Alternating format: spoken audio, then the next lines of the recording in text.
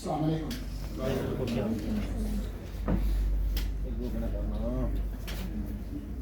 محترم چیئرمین شاہد Ahmed Memon Sahab, secretary finance national press club Nayyar Ali Sahiba, اور foundation کے اراکین اور دوست, میں نے ابھی تک فاؤنڈیشن کا نام نہیں لیا, اس لیے کہ جب میں نام پڑھ رہا تھا وہ مخفف کے طور پر یا ایکرونیم کے طور پر PDF تو ٹھیک ہے, پاکستان ڈسیبلڈ فاؤنڈیشن آپ نے کہا ہے.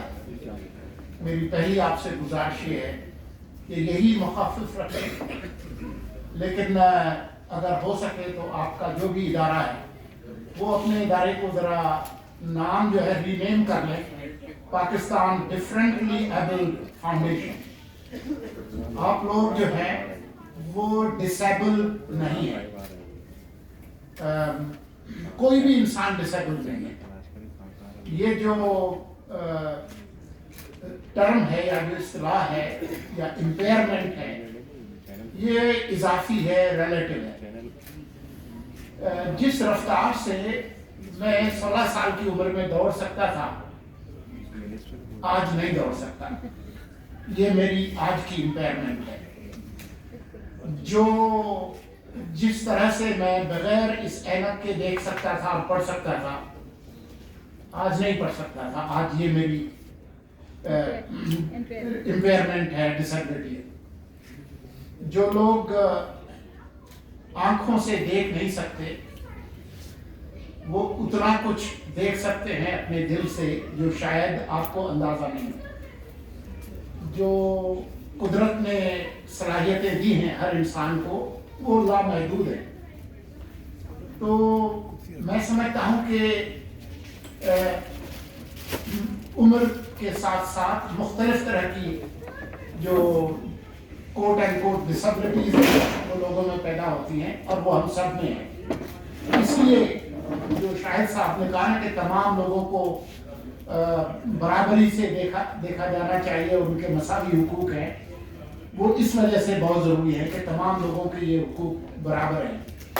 جو نوجوان کی طرح سے دوڑ بھاگ نہیں سکتے یا وہ میری طرح سے چپڑ کر کے بول نہیں سکتے, ان کے بولنے میں کوئی امپیئرمنٹ ہے, یا پہلے ان کو نظر آتا تھا اب وہ دل کی نظروں سے دیکھتے ہیں, یہ تمام ہم لوگ جو ہے وہ برابر ہیں. لیکن اس کا مطلب یہ نہیں ہے کہ جو ڈفرینٹلی ایبلڈ لوگ ہیں ان کی جو ضروریات ہیں, خصوصی ضروریات, ان کا خیال نہ رکھا گیا ہے.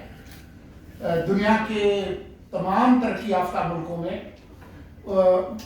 ان تمام لوگوں کا خیال رکھا جاتا ہے. یہاں تک کہ اگر آپ امریکہ جائیں تو ہر سڑک کے ہر چوراہے پر روڈز کی جو تعمیر ہے اس کے اندر اس کا کٹاؤ اس طرح سے کیا جاتا ہے کہ اگر کوئی آدمی ویل چیئر پر ہے تو وہ ویل چیئر سے گزر سکے. ہمارے ہاں جو بلڈنگ کوڈ ہے اس میں ان چیزوں کا خیال نہیں رکھا گیا کہ جو لوگ مختلف طرح کی جو معذوری کا شکار ہیں وہ کس طریقے سے اپنی زندگی گزار سکتے ہیں. تو مثالیں بے تحاشا چیئرمین صاحب نے دی ہیں, لیکن جو مطالبات ہیں اور وہ بڑے جائز قسم کے مطالبات ہیں, کوئی ایسا ناجائز مطالبہ انہوں نے نہیں پیش کیا. مجھے تو آج پہلی دفعہ پتا چلا کہ اگر آنکھوں سے دیکھ نہیں سکتے تو آپ کا اکاؤنٹ نہیں کھلے گا. میں یہ جان کر میں آپ سے یہ گزارش کروں گا کہ یہ تمام جو جائز مطالبات ہیں جو کہ آپ بتا رہے ہیں کہ پریس ریلیز میں بھی ان کا ذکر ہوگا, یہ ٹھیک ہے, لیکن اس کے بارے میں جو فیصلہ سازی ہے, قانون سازی ہے, وہ کس نے کرنی. اچھی بات یہ ہے کہ آپ کا یہ جو آج کا جو اجتماع ہے وہ پاکستان میں عام انتخابات سے چند ہفتے پہلے ہو رہا ہے, اور اب کیونکہ بڑی بڑی جماعتیں منشور سازی میں مصروف ہیں اور کچھ جو ہے وہ نکات کی شکل میں اپنے پروگرام دے رہے ہیں, کچھ جو ہے وہ باقاعدہ منشور سازی میں مصروف ہیں, تو اس موقع کا فائدہ اٹھاتے ہوئے آپ اور میں مل کر ان سے کہیں کہ جو اپنا جو منشور ہے اس میں جو خصوصی افراد ہیں जो डिफरेंटली एबल्ड लोग हैं उनके लिए आपका प्रोग्राम क्या है? जो लोग यहाँ बैठे हैं और जो लोग हमें सुन रहे हैं जो डिफरेंटली एबल्ड हैं, आपका वोट है।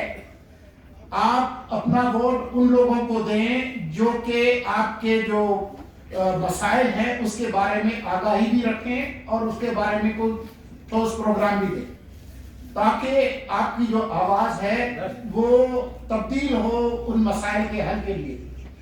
दूसरी जो बात है, जैसे अथॉरिटी वगैरह की बात हुई, वो भी बहुत जरूरी है, लेकिन वो किसने करनी है? इन्हीं कानून साजों ने करनी है जिनको अभी आप चंद हफ्तों बाद मुंतखब करेंगे। तो मैं आपके तवस्सुत से खुद जो सियासी जमातें हैं जिन्होंने इलेक्शंस में जाना है उनसे गुजारिश करेंगे कि जी आप इन अफराद के लिए अपना जो प्रोग्राम है उसको वजाहत से पेश करें, ताकि आपके जो मसाइल हैं वो इस तरह से ना हो कि वो जो फारसी में कहते हैं ना, आमदन निशिस्तन गुफ्तन बर्खास्तन, वो आए वो बैठे, उन्होंने गप लगाई और वो चले गए। ये नहीं होना चाहिए। तो मैं आपका बहुत शुक्रगुजार हूँ और आपने बड़े अच्छे मौके पर ये प्रोग्राम किया है। मैं उम्मीद करता हूं कि जो सियासी जमातें हैं वो आपकी बात को सुनेंगी, अपने प्रोग्राम्स में इसका इजहार करेंगी और जब इलेक्शंस हो जाएंगे तो फिर हम उसी मंशूर के बुनियाद पर उनसे पूछेंगे कि जी ये वादे आपने किए थे हमारे साथ, अब उस पर जो है वो अमल करने का वक्त आ गया है। तो उस वक्त मैं जहां भी हुआ, जिस हैसियत में भी हुआ, मैं आपकी आवाज में अपनी आवाज मिलाऊंगा। आपका बहुत शुक्रिया। बहुत शुक्रिया, आपने ऐसी बेहतरीन तजवीज़ मीनिंगफुल तजवीज़ दी है सर ने। और ये भी कि सर ने कहा कि मैं उस वक्त करूँगा नहीं, इस वक्त तक जो नेकी का मौका मिला है उससे ज़ाया ना करें, क्योंकि नेकी नहीं की जाए तो फिर वो जो है बीच में एक ज़ात है जो हमारे बीच में आ जाती है और नेकी को दूर कर दे। आप अभी भी कीजिएगा। मैं एक रेजोल्यूशन मूव करता हूँ being the chairman of Pakistan disabled foundation के पाकिस्तान में जो इस वक्त रजिस्टर्ड पॉलिटिकल पार्टीज हैं और जो इलेक्शन में जा रही हैं, वो अपने मंशूर में इस कंपोनेंट को जो अपनी नेचुरल लेकिंग के बावजूद कॉम्पिटेंसी के साथ जो है क्वालिटी के साथ अपने किरदार को अदा कर रहा है, उसके लिए जो डिजर्व करता है, आप अपने अंदर उनकी फलाह व बहबूद, उनकी ज़रूरियात, उनके तकाज़ों को पूरा करने के लिए अपने मंशूर में क्या शामिल कर रहे हैं उसको जो है हाईलाइट करें, उसको प्रैक्टिकली सामने लाएं, ताकि मादूर अफराद भी जो एक बहुत बड़ा हिस्सा है, 10 कहते हैं बल्कि अब तो 18% तक कह रहे हैं, तो आप 18% वोट को निगलेक्ट ना करें। आप लोगों को ये रेजोल्यूशन मंजूर है, ये करारदाद मंजूर है आपको? बहुत शुक्रिया सर, एक्सट्रीमली ग्रेटफुल। तकसीम है कुछ